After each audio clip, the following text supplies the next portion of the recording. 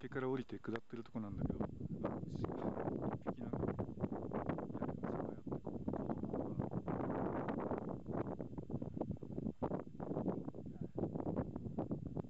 子供かな。いや迷子の子牛だったんだけど、今親を見つけたらしくてダッシュ始めて行ってます。向こうに、あそこに仲間がいます。でも止まってる。でもなんか、人里に来ればね、誰か見つけると思うんだけど、草食べてないからちっちゃいし、なんかね、子供なんですよ。行ってますね。テクテク降りてます。降りてってますね。